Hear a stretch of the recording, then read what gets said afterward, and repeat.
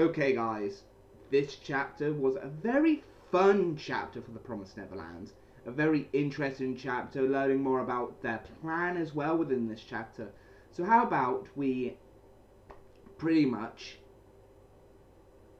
hit the intro, and then we can delve right into discussing about this chapter straight from the app itself. As you can see, I've got it on the Shonen Plus app. You can also read it on the Shonen Jump app. So they've got two apps available. One is the Shonen Plus app that is available, I think, for countries that haven't got the weekly Shonen Jump app by Viz Media. The Shonen Plus, I think, is the international other Asian country type official app, I think, for it, but I don't know if that's available for outside the countries. But we've got it here, we've got it on the app, and we are going to discuss it. So without further ado, let's crack down and hit that intro like we normally do, and let's crack down to it. So like always, 3, 2, 1, hit the intro.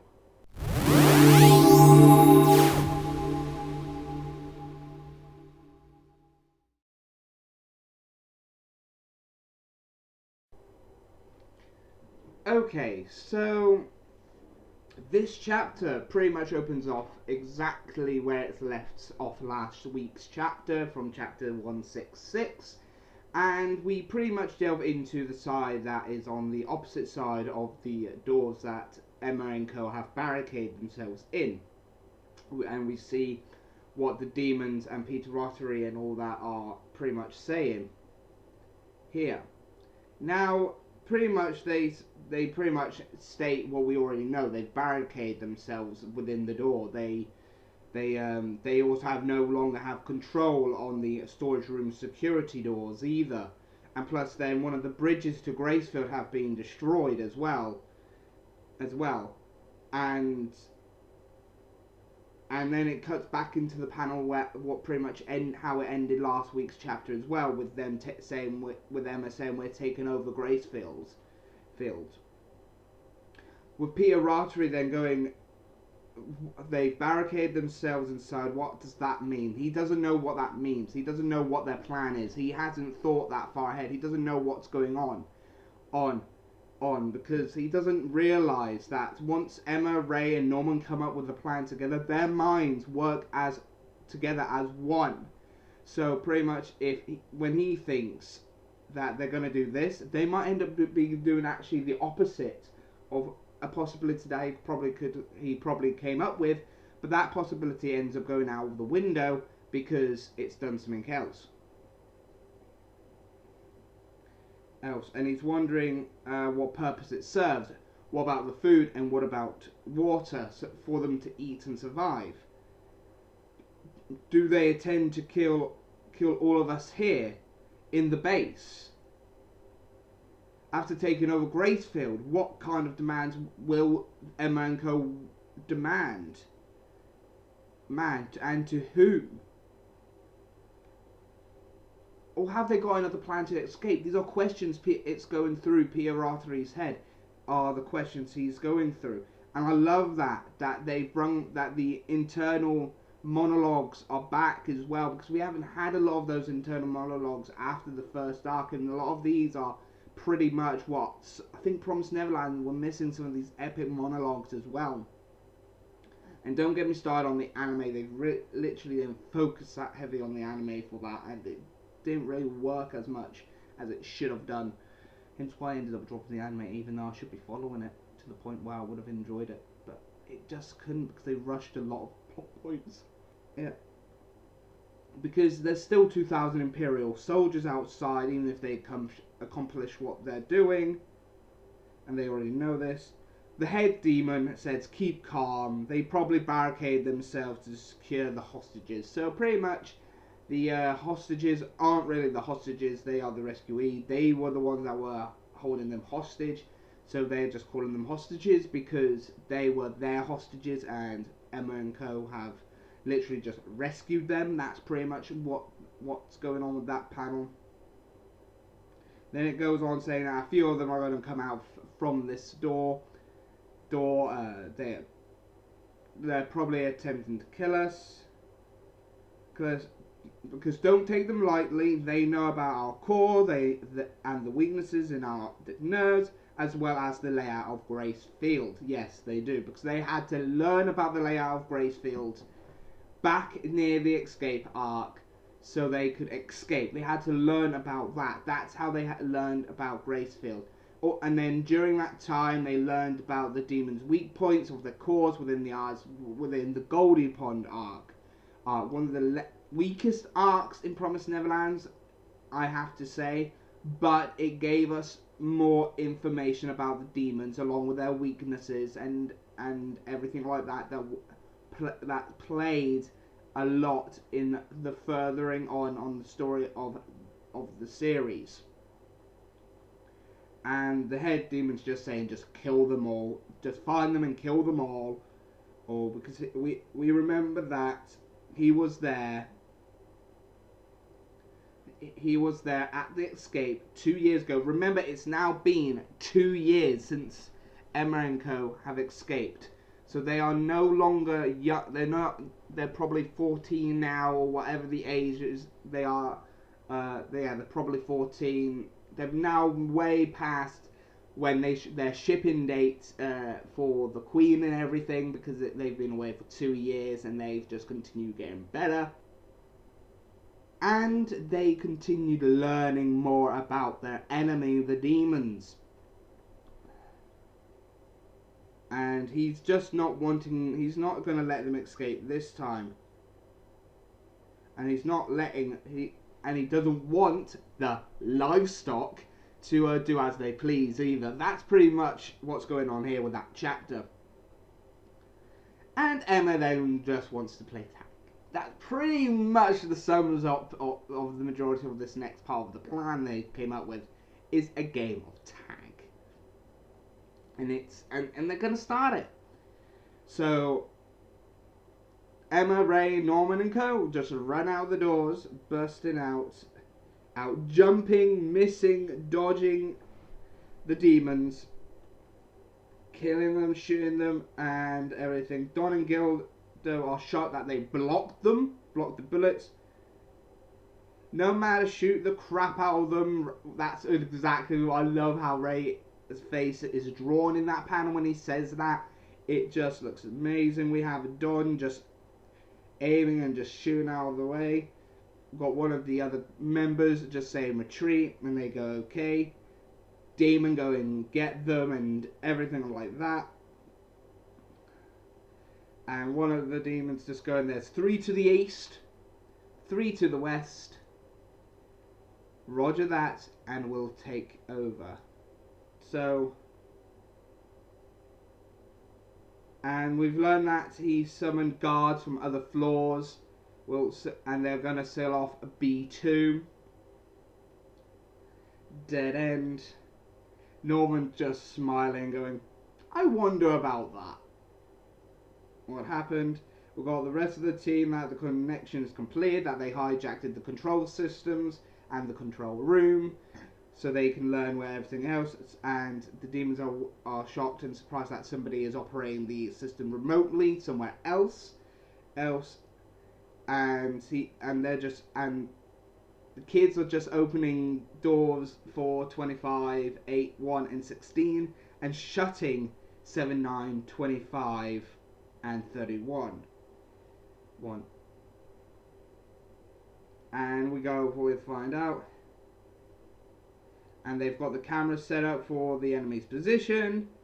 The enemy's position on each location are on like B4, C3, D8, and E9. 3 are coming from the north in C12, D13, and E5 west elevators. And then we get like some form of like a map outline of what's happening with a lot of little build panels of them scuttling around. Now that's the panel I would like to see animated, because that can be done very well in animation, and I can see that being done very well in animation. It's just that the first season of the anime adaptation did not please me as much as I was hoping it for, for because of a lot of stuff they cut out, or a lot of things that they cut out and skipped or cut out from the anime and made it feel like the whole first series was rushed. Norman then goes with Emma and Ray. Gillian too are coming from the front. Oliver and Zach go around the west and draw 3 more. Dawn, you have 2 coming from the left, 2 corners down. After that, right, left. And they go okay. Roger, huh? Oh no, got it, I'm gonna fall. We have a demon just about to grasp. Then we have Aishi just coming out with an attack from one of her dogs. And then it goes, what the heck, we can't catch any of them. We know who's going to come out and from where and what to do. Hey, what's going on? Hey, respawn, jamming the comms. So that they've jammed the comms. They said Boss have found his location. So B Rotary is in the drawing room, B1. 1. And they go, roger that. Norman, Emma, Ray leave. So Oliver, Zach, and everyone, and Gillian are just gonna stay there, keep hold off the demons, while Emma, Ray, and Norman head to B1, the drawing room, to where Peter Rotary is.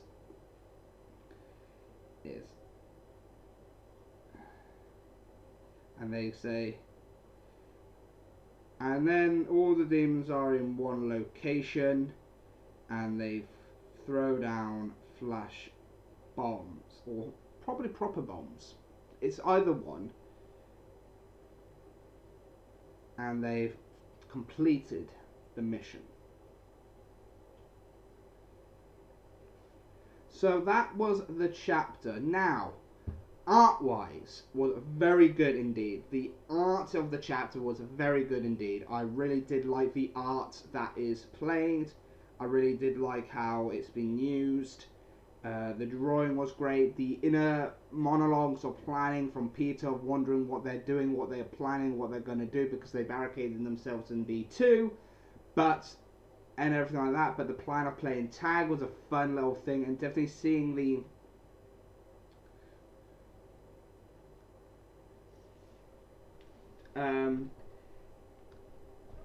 seeing how it all played out was very great as well, and it really does remind me a lot of the first episode, and definitely with a lot of the mentions of how the demons say that 2 years ago he let them escape.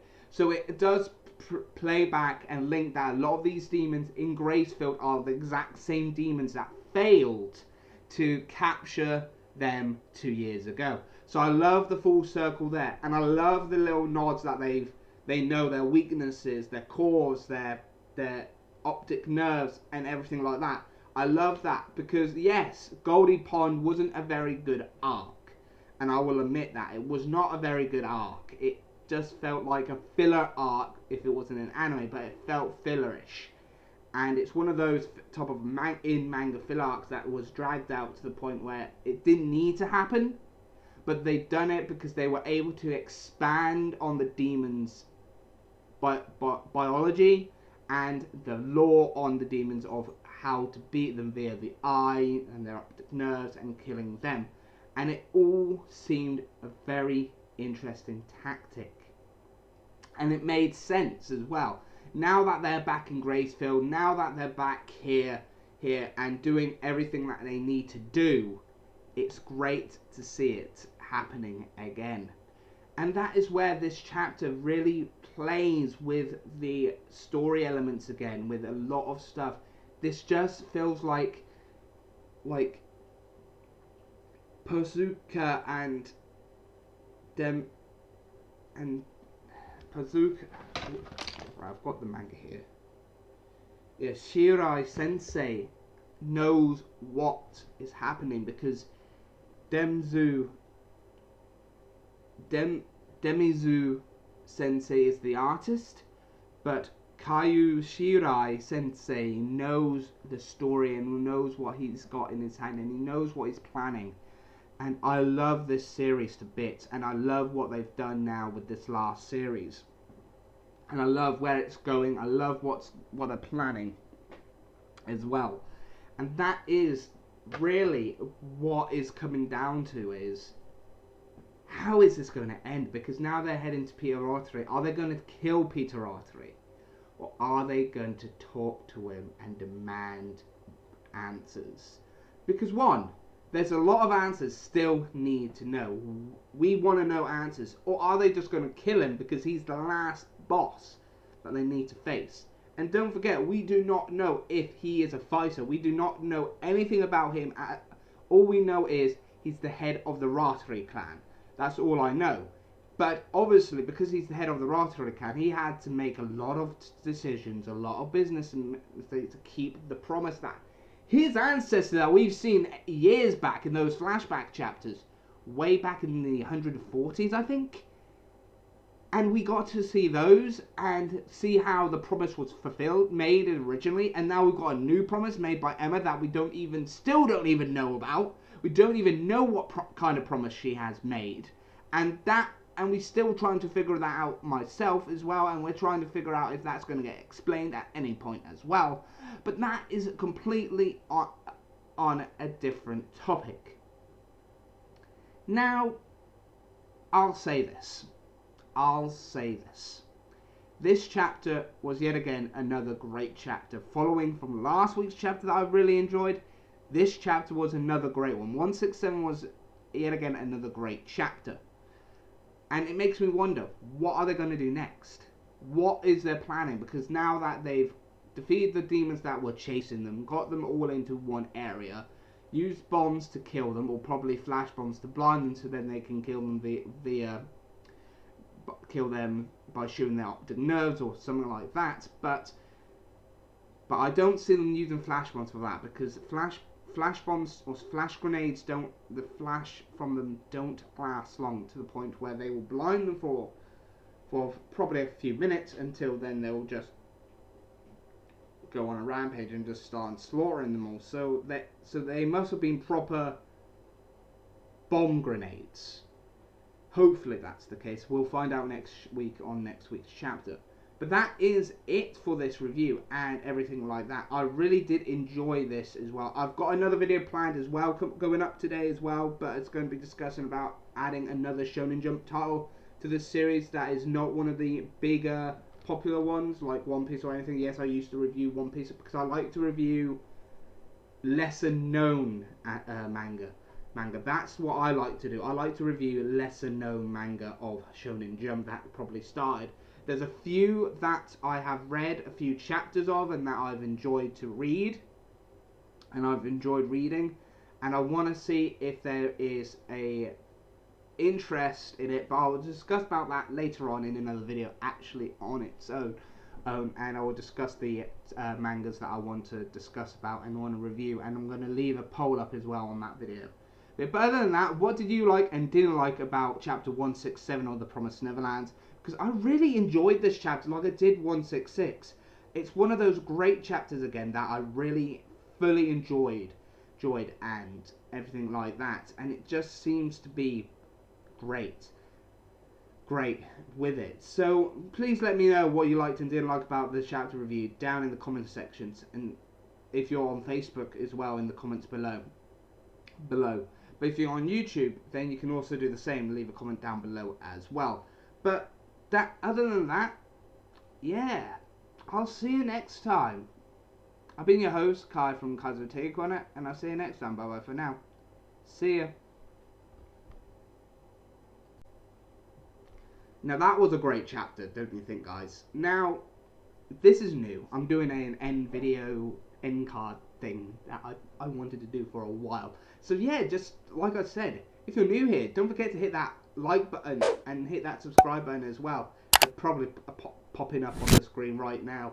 So why don't you do that? And don't forget to hit that bell notification button and do all that type of jazz. And I want to thank every one of my subscribers as well. All 170 or 169 of my subscribers for helping me get to this point. I really have enjoyed coming back and doing these videos for you guys. guys. But also, don't forget, this video will be also up on Facebook.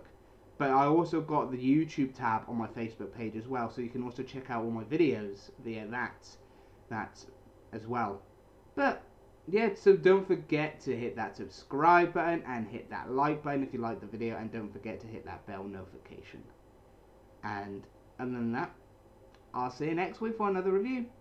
Oh, and also don't forget to check out my other videos, that last week's review of chapter 166, and probably check out the playlist of the Promised Neverlands as well. Also, don't forget to subscribe to Kai's Geek Corner as well, the West geek culture side of the channel, where I talk about mainly Western cultures, Western franchises, of what I like and didn't like, what I like about them, and what I thought about them as well. Don't forget to check that channel out. You can find the link there, or you can find the link on the screen as well, and you can go there and check it out as well. But other than that, this should probably end it here, because I've done it now for 2 minutes, and yeah. So don't forget to do what I've just mentioned before. Don't forget to comment, and don't forget to check out the poll. See ya.